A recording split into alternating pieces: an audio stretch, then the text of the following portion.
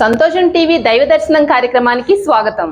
దక్షిణ హరిద్వార్గా ప్రసిద్ధిగాంచిన శ్రీ శ్రీ మానసాదేవి నాగశక్తి అమ్మవారి దేవాలయం మన భారతదేశంలో హిందూ దేవాలయాలకు అది ముఖ్యమైన స్థానం ఉంది.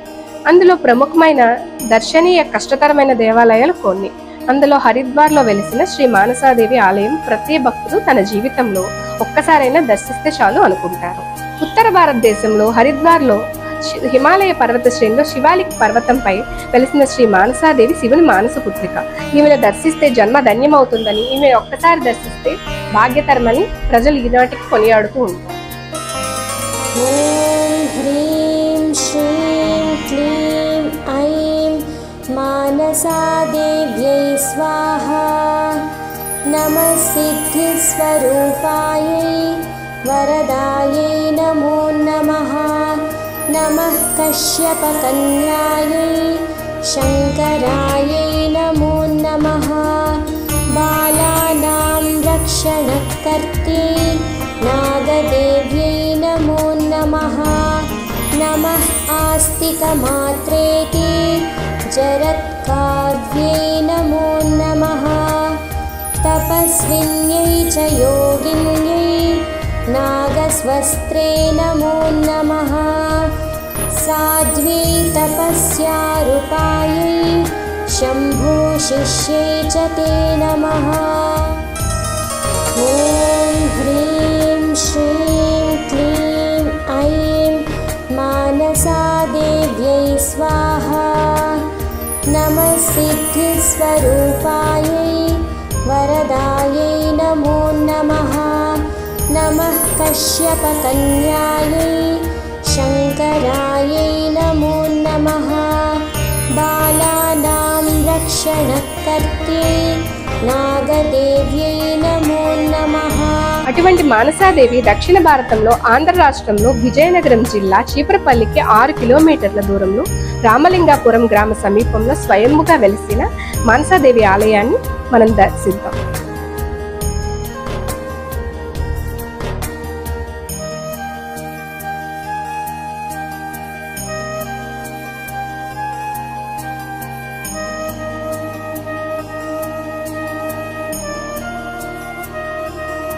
మన ప్రాంతంలో స్వయంభూగా వెలిసిన నాగ మానసాదేవి ఆలయం ఉండటం ఎంతో విశేషం.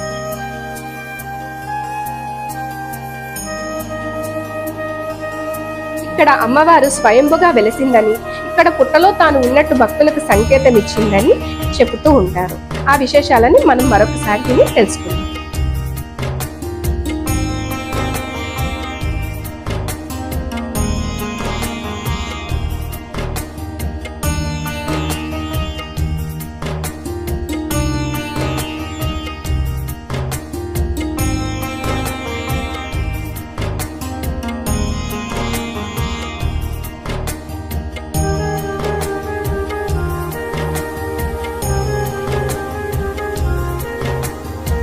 శ్రీ మానసాదేవి ఆలయ స్థల పురాణం.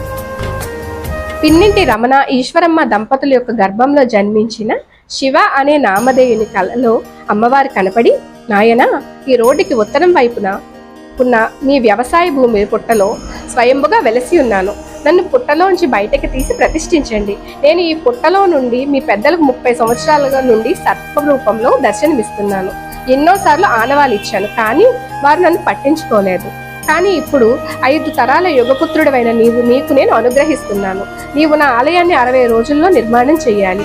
చేసిన తరుణంలో నన్ను పుట్టలో నుండి తీసి శ్రీ శ్రీ మానసాదేవి నాగశక్తి అమ్మవారిగా ప్రతిష్ఠించండి.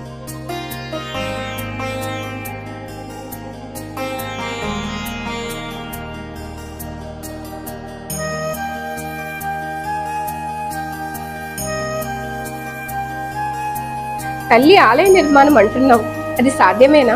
మాది వ్యవసాయ రైతు కుటుంబం, పేద కుటుంబం. మాకు ఆలయం నిర్మించడం సాధ్యమవుతుందా తల్లి? నాయన, అది నీకు సాధ్యమే. మీరు ఓం హ్రీం శ్రీం క్లీం ఐం శ్రీ మానసాదేవి నమః అనే మంత్రాన్ని జపం చేసి, అలాగే ఆ పుట్ట చుట్టూ 27 ప్రదక్షిణలు చేస్తే ఆలయం నిర్మించడం సాధ్యమవుతుంది.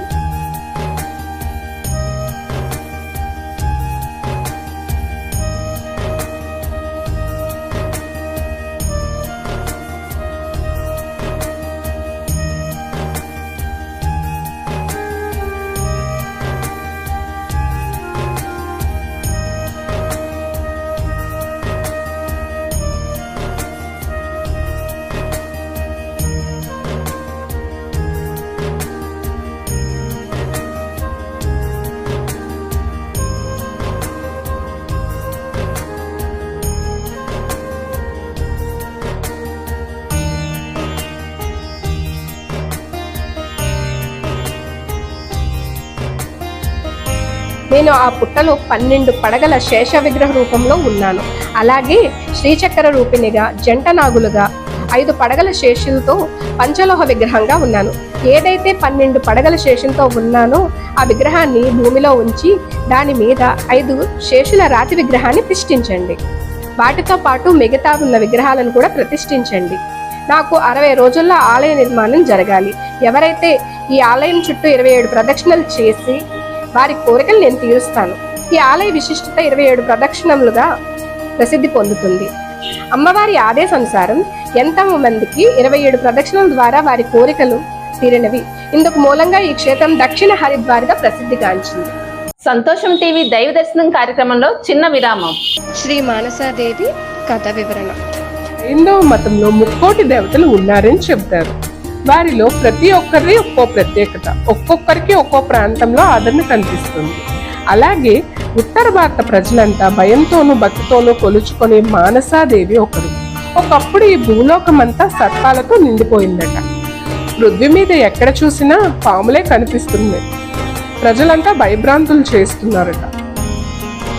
ఒకప్పుడు ఈ భూలోకమంతా సర్పాలతో నిండిపోయిందట. పృథ్వీ మీద ఎక్కడ చూసినా పాములే కనిపిస్తూ ప్రజలు భయభ్రాంతులు చేస్తున్నాయట. అలా విచ్చలవిడిగా సంచరిస్తున్న నాగులను అదుపు చేసేందుకు కశ్యప ముని తన మానసం నుంచి ఒక అధిదేవతను సృష్టించాడు. ఆమె మానసాదేవి. మరికొన్ని గ్రంథాలలో ఆమె శివుని కుమార్తెగా పేర్కొన్నారు. ఏది ఏమైనా మానసాదేవి సర్పాలకు తిరుగులేని అధినేత్రి అన్న విషయంలో మాత్రం ఎటువంటి సందేహము లేదు. క్షీరసాగర మథనం సందర్భంగా పరమేశ్వరుడు ఆలాహలాన్ని మింగినప్పుడు ఆ విషం ఆయన మీద పని చేయకుండా మానసాదేవి అడ్డుకుందని చెబుతారు. కేవలం సర్పాలకే కాదు, సంతానానికి సంపదకి కూడా మానసాదేవి అధిదేవత. అందుకనే కులాలకు అతీతంగా బెంగాల్లోని ఇంటింటా మానసాదేవి ప్రతిమను పూజ అందుకుంటుంది. ఒంటి నిండా సర్పాలతో, తల మీద పడగలతో, ఒడిలో పిల్లవాడితో ఉన్న మానసాదేవి శిల్పాలు ఉత్తరాది అంతా దర్శనమిస్తాయి. మానసాదేవి ఒళ్ళో కూర్చున్న బిడ్డ ఆమె కుమారుడిని హస్తికుడు అంటారు. హస్తికుని జన్మం వెనుక కూడా ఒక ఆసక్తికరమైన పురాణ కథ వినిపిస్తూ ఉంటుంది. శివుడు హాలాహలాన్ని గ్రహించిన తర్వాత కశ్యప ముని శివునికి మంచి చేయాలని కోరి మానసాదేవిని సృష్టించారట. ఆలాహలం బాధను తట్టుకోలేక ఉన్న శివునికి ఆ ఆలాహలం విషాన్ని తాను స్వీకరించి ఆ విష ప్రభావాన్ని తగ్గించిందని మానసాదేవి అందుకనే ఉద్భవించిందని ఒక నానుడి. అలాగే పూర్వం జరత్కారు అనే మహాముని ఉండేవాడట. ఆయన కఠిన బ్రహ్మచర్యాన్ని ఆచరిస్తూ తపస్సంపన్నుడిగా పేరు తెచ్చుకున్నాడు. ఒక్కసారి ఆయన దేశ సంచారం చేస్తుండగా కొందరు చెట్టుకి తలకిందులుగా వేలాడటం గమనించాడు. ఎవరు మీరు, ఎందుకు ఇలా తలకిందులుగా వేలాడుతున్నారు అని అడగగా, మేమంతా మీ పితృదేవతలు. నువ్వు వివాహం చేసుకోకపోవడం వల్ల మాకు ఈ కర్మ పట్టింది. నువ్వు వివాహం చేసుకొని సంతానాన్ని కంటే మాకు ఉత్తమ గతులు కలుగును అని చెప్పుకొచ్చారట. అంతటా జరత్కారుడు తనకు తగిన జోడైన మానసాదేవిని వివాహం చేసుకున్నాడట. అప్పుడు వారికి జన్మించిన కుమారుడే ఆస్తికుడు. మానసాదేవి ఒళ్ళో కనిపించే పసిబిడ్డ జరత్కారుని సంతానమైన ఆస్తికుడు.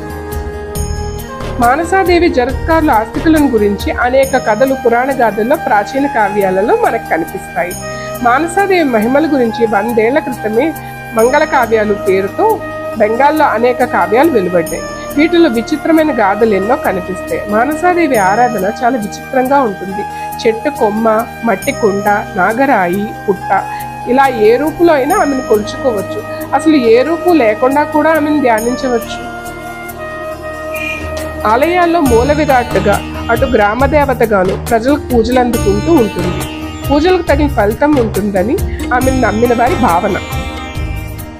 మానసాదేవిని అర్చించుట, పూజించుట చాలా శుభతరమని, జాతక దోషాలు అలాగే అనేక దోషాలకు ఆమె కృపతో నివారణ చేస్తుంది అని ఈ రోజుకి ప్రజలు నానుడు. అందుకే మానసాదేవిని కొలిస్తే సకల ఐశ్వర్యాలు, సంపదలు సిద్ధిస్తాయని, జాతక బాధలు పోతాయని, దోషాలు పోతాయని, నాగులకు సంబంధించిన ఎటువంటి దోషమైనా నివారణ అవుతుందని ఆమెకు శుక్రవారం, మంగళవారం, ప్రధానంగా మంగళవారం కూడా పూజలు చేస్తూ ఉంటారు.